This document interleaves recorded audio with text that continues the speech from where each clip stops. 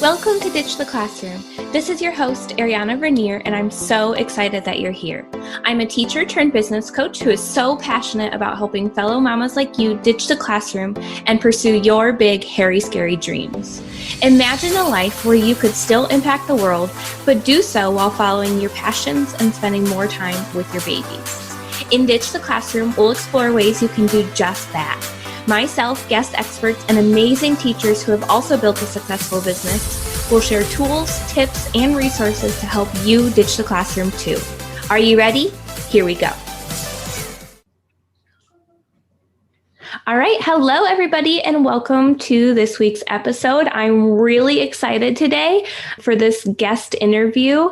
Previous interviews, we've had all virtual service providers, but today we get the pleasure of learning from Lauren Catey-Dillon, who is a teacher turned farmer and floral designer. So I'm really excited, super excited to have you here.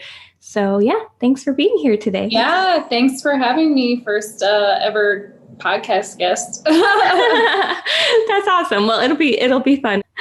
If you want to go ahead and just get started with telling us a little bit about your teaching journey, we can just start there. Yeah, I never ever thought I was going to be a teacher. That was not something that I had in my plan. My mother was a teacher and she taught biology in our small town, and she quit teaching high school before I was born. But I remember a lot of times falling around with her. And she did a lot of substitute teaching and other kinds of stuff. So she was always like teaching on and off. And I actually couldn't wait to get out of my small town. And I went to school for creative writing in Chicago. I went to Columbia College, Chicago. Had no intentions of teaching when I was there until about the last couple of years.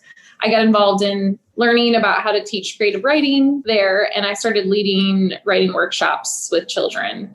And I started working for a couple of nonprofits in the Chicago area, doing writing workshops in different areas of the city, especially with different populations that might not often have like access to creative writing workshops and working at libraries and stuff like that. And I just started to feel, I don't know, I think I got to be really politically involved with education in Chicago.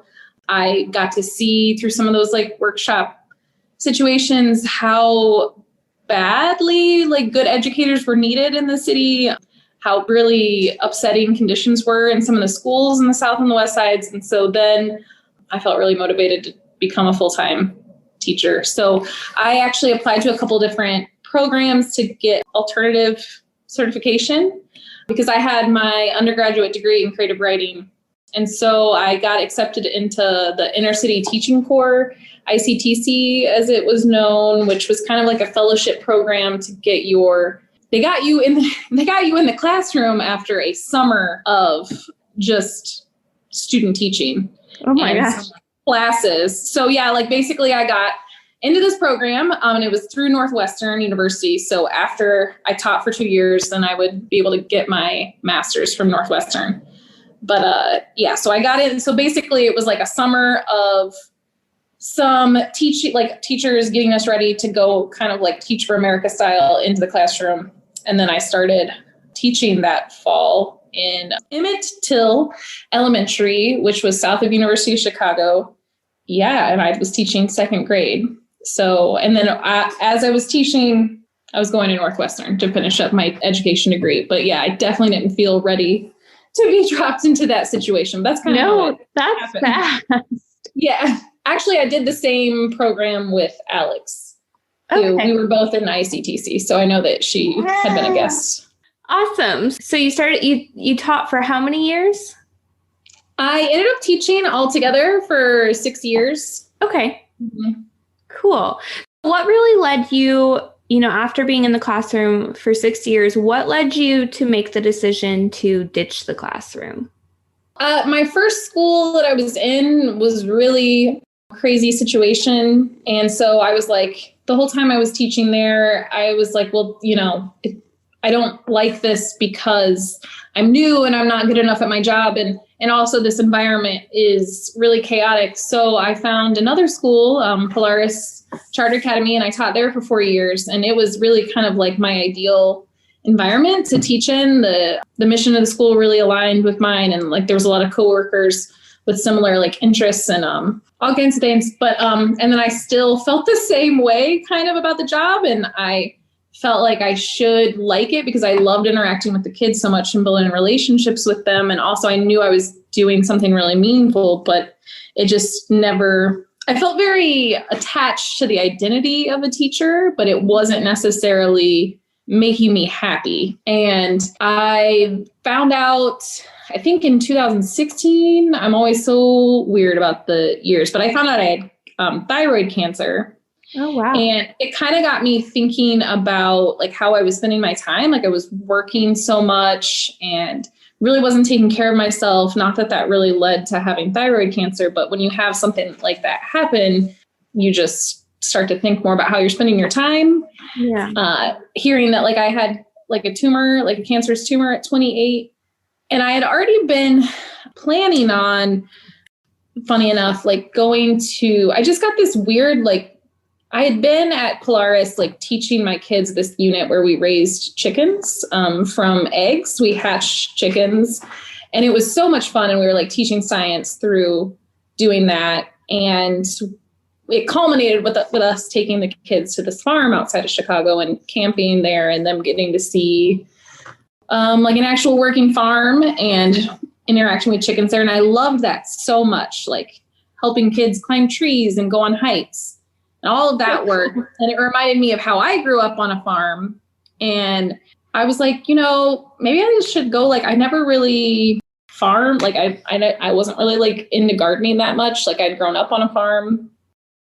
And anyway, so I had found this farm that was looking for a summer intern. I was like, instead of just staying in Chicago for the summer, like I'll go intern on this farm and maybe, get more ideas for teaching, or maybe I want to do this. Like, I don't know. I haven't done it.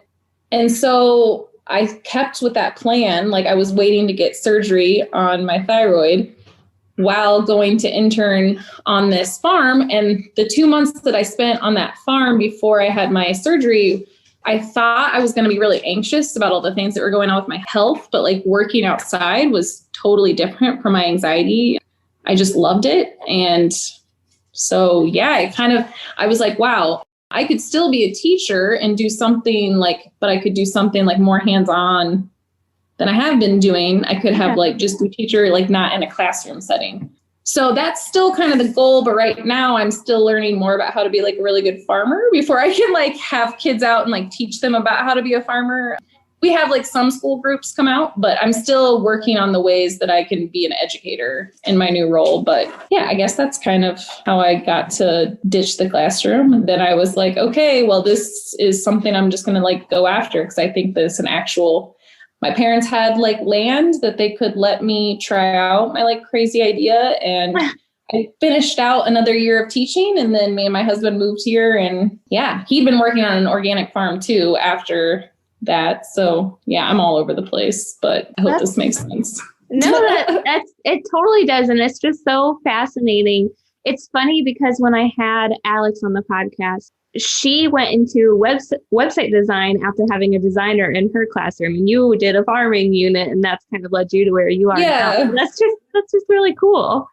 Yeah. One of the things at the school that I worked at was always like one of the things we always tried to teach kids was like be an explorer. It was like explorer, integrity, like different core values of the school.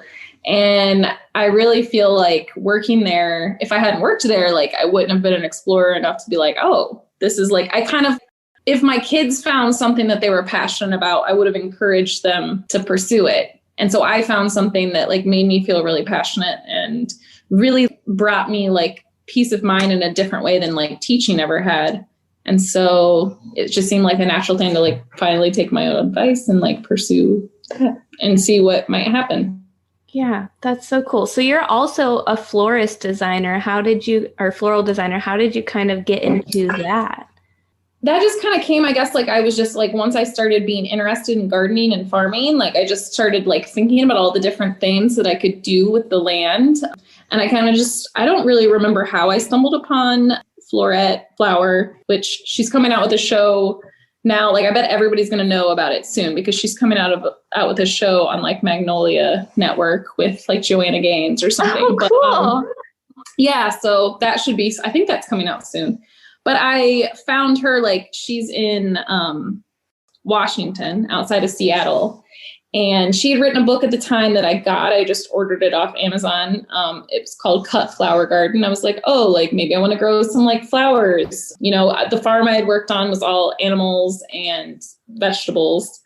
And so I was just kind of at that time just reading books, just anything, like finding people who are living similar lives to what I imagined I might live when I got out of the city, you know, just doing more homesteady things closer to the land. And her book, Cut Flower Garden. And I was like, wow, like, and she did some arrangements in there. And I was just like, wow, this is just really amazing. And it seems also like it would be more profitable. Flowers are more expensive than like lettuce, tomatoes.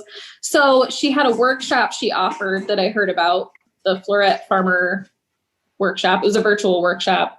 And so I got my parents to help me pay for it and was like, hey, I think I might be interested in doing this. And it was in online. I don't even remember how long it was, like 8 weeks maybe, but she just shared tons of resources about how she started her methods and all this stuff. And then that year I tried it out and loved growing flowers, making bouquets. And that was also the same year that we actually moved back to Indiana from Chicago. And I took a job that I really hated. I had found this job when I was still in Chicago. I was just looking for, I didn't want to be a classroom teacher, but I wanted to do something that, you know, I had worked a lot in nonprofits before. I was like, oh, I'll work for a nonprofit. So I found this organization, and basically what they were doing, it was like social work where I was working with families who were involved with Department of Child Services to help them meet the goals that were set out in order to maintain their paternity or like maintain their rights to their children. That would be hard. Yes, it was very hard. In some ways, it was harder than the job I just left because it was coming into people's homes and being like, well, you have to stop doing this. And it was not the right fit. I wanted a job that I could also farm on and save my mental energy for like learning how to farm and setting up a business. And I was just driving through the town, my hometown that we had moved back to one day, and the florist shop had put a sign up that said hiring. I have to go in. Like, I don't have any training. Like, I don't know why they would hire me. And I walked in and I was just like, hey, this is me and this is what I'm doing. I started growing flowers and I'm really interested in learning design. And he was like, well, I guess I could use some help with design work and also the phones and stuff. So I started out I had to convince my husband and my parents this was a good idea for me to quit this salaried job to, you know, make minimum wage in Indiana. I started whatever, you know, I just was answering phones, taking orders, waiting on people in the front room. And then slowly he was, do you want to like make this baby's breath thing? You know, just he was giving me little things. And 2 years later, they've taught me everything I know about design. And it's been an amazing, I always felt like a creative person, but I wasn't ever good at drawing, or I wrote, obviously, but I didn't think that there was really like an art form for me. And I work as a floral designer there, and then book weddings on my own and take workshops and read books and like whatever I can to learn more about design, because I still feel like I'm learning a lot, but it's been really fun. Your story is just so fascinating to me, because I'm going from, you know, being diagnosed with cancer at, what did you say, 28, and then just really following your passions, whatever really lit you up. As soon as you figured out farming was interesting to you, you pursued that, and then the floral design. And I saw your Instagram, like your designs are gorgeous. So it seems like you're really good at, you know, following the nudges that you receive internally. So that's really cool. Yeah. When I was a teacher, I started going to therapy. I mean, everybody should go to therapy, but I needed therapy. From teaching was just stressful, and I had a lot of personal things going on. And it took me a long time to figure out that maybe part of what wasn't working for me was teaching, but also there I like really learned to think about how I'm spending my time. And if it's not really interesting me and like pushing me and like challenging me, then it's not something I really want to like spend my time doing. So I guess I just got a lot of like courage from my experience with, you know, just the scare of hearing, I'd known so many people that were important to me that had died from cancer. And then hearing that word, it was just like, okay, you spend your 20s just thinking that your health you're great, you're fine, you're immortal, you're invincible. And so, yeah, I just took that as a wake up call to just live more closely to like just being an explorer, just following that. When I was earlier in my 20s, working for myself, I don't think would have worked, but I just, more organized and like more motivated, I guess. Yeah, things always come at the perfect time. Yeah. So what would you say was kind of the biggest obstacle you had to overcome in this whole journey from deciding you wanted to leave and then, to where you are now? The biggest obstacle, I guess, just like reshaping my identity. Introducing myself as a teacher was something that I took a lot of pride in and I felt was really important. And I think I miss having that a little bit. I think I miss sometimes teachers come in to my work now and I kind of want to how you have that camaraderie with other teachers and talk about things like that. I feel like a little out of the loop. I miss interacting with kids like that and stuff. That's definitely been hard. And I think just like now that I went from, I don't think it's like a status thing, but it just, I think especially for me, I went from something that had like, people had the respect of like people, like when I would say that I was a teacher and doing something that I knew was really meaningful and important and was using my degrees, I had a master's degree in this thing to then going to something I'm not the best at, even where I work.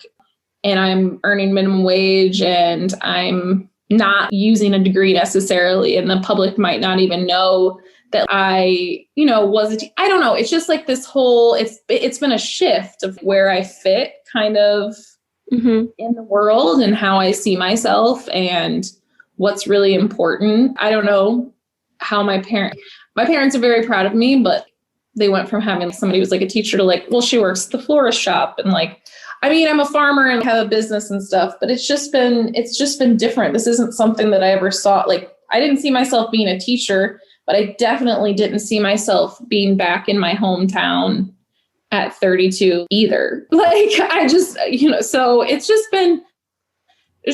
been a lot of things changing. And that's been a big obstacle to kind of, to leave the salary, I don't have health insurance. Like I don't have those kind of things that were like a safety net. So, yeah. Yeah. I relate to that a lot, especially what you said about being worried about what your parents think, because my parents are a big role in my life. And when I told them I no longer wanted to use my degree in teaching, they're just like, what? Like, we just finished putting you through college for 5 years and now you don't even want to use this. So it is really hard to kind of not only redefine yourself internally, but like everybody who knows and loves you, they have to kind of change their vision of you. So it can be kind of challenging. Yeah. So can you kind of just share with us, now that you're no longer teaching, you're farming, you're working at the florist shop, can you walk us through kind of what your average day looks like now? Yes, my average day, it kind of depends on the season. So right now, things are kind of slowing down a little bit on the farm. I'm working more at the flower shop, which actually works out perfect because a florist's busiest times are like around the holidays and then into Valentine's Day. So right now, like most days I'm waking up, getting to work there at 8:30, arranging through them most of the day, which has been great. They've been in business for 60 years. So it's kind of like a paid apprenticeship where I'm learning and getting to try new things. They're very flexible. So if I have something going on, like today, I needed to deliver eggs to a grocery store that buys from us. I just clocked out and went once things were like mostly taken care of. So it might go like that. Last week, I didn't go to work on Friday or Saturday because I had a wedding to work on. So they kind of work with me. During the summer, it's like a lot busier. And going into next year, I'm probably going to have to take more time off from there to be on the farm. If it's a day on the farm, I'm like waking up, especially if it's like in the summer, waking up early before it gets too hot. Going out, I could be doing anything from harvesting to like planting, weeding, all kinds of stuff like that. And then if it's like a Friday or Saturday, we're Fridays, we're always getting ready for market, and Saturdays during the summer are always like farmers market days. So I think that's kind of what I like about my new life also, is because there's so many different tasks.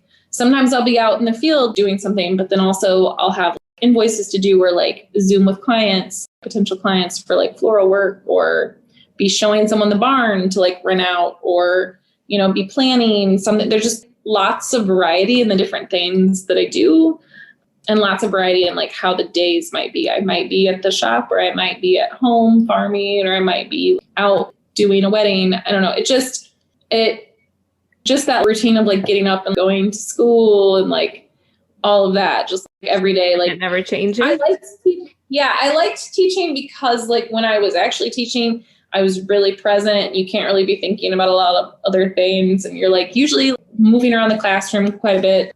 You know, you're doing different things, but it just definitely does get into this, I don't know, everyday inside kind of thing. I like being inside, being outside, doing more things that are physical, like has been a big thing for me. I found out I actually don't just like to use my brain. I loved working on a line. When I was in college, I worked on a line of a kitchen. I loved that. I like being at the florist when we're busy and having to like make arrangements and not have to like all the time be doing a million different things that you do with like your brain when you're a teacher, like paying attention to this kid's behavior while like, am I meeting my target? All those things. And then the paperwork and the parent, you know, I love that when I'm done working, I'm done working. Mm-hmm. That was the biggest thing. Like parents would always be like calling me or texting me when I was at home. So I just love that it really is kind of a job that I can be done with emotionally and otherwise. So yeah, I like all the different varieties of my days. That's awesome. It's really cool. I'm kind of the same. I don't like feeling stuck doing one task again and again. So it's nice, you know, being able to have a pretty flexible schedule and do kind of what you're feeling called to do that day. Yeah. That's really cool. So if someone wanted to start their Ditch the Classroom journey, but they just felt really overwhelmed by the idea, what would you say to them? It's always going to be overwhelming. I mean, teaching is overwhelming. It was for me. I thought when you really think about it, it's like, oh my gosh. Yeah, of course it's going to be overwhelming because it's a change. And I would also just, I guess what I would really say is that everything worth doing is scary. Yes. Everything worth doing is scary.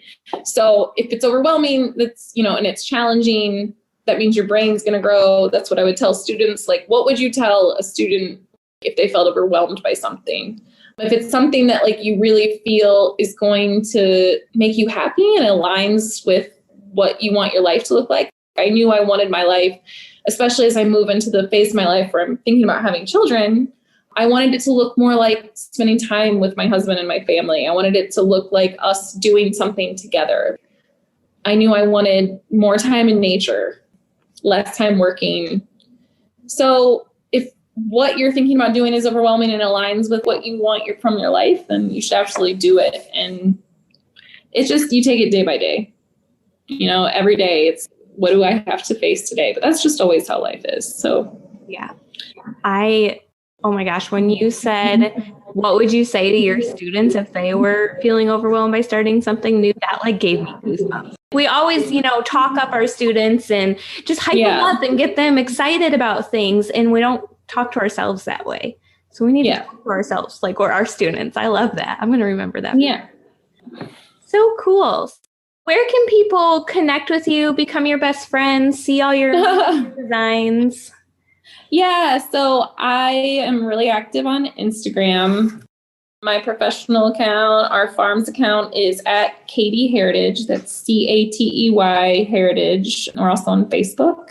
And yeah, that's kind of where I post all the stuff that we're up to on the farm and everything. So yeah. Perfect. And I will have those links in the show notes for anybody who wants to connect with you. So This has been so much fun. I've learned so much. Your story is just so inspiring and just really, really cool. I really appreciate having you on today. Yeah, thanks so much for having me. It was super fun. All right. Well, thank you guys. If you enjoyed this episode, make sure to leave a review, and I will see you next week. Thanks so much for hanging out with me today. Before you go, make sure you take a minute to subscribe to the show, leave a rating and review, and check out the show notes for a free gift to help you ditch the classroom. If you loved today's episode, can you help me share the message by taking a screenshot, tagging me on Instagram @ariana.vernier, and sharing it with your friends so we can help more mamas ditch the classroom and follow their dreams. Until next week, y'all, keep following the dreams that were placed in your heart so you too can ditch the classroom.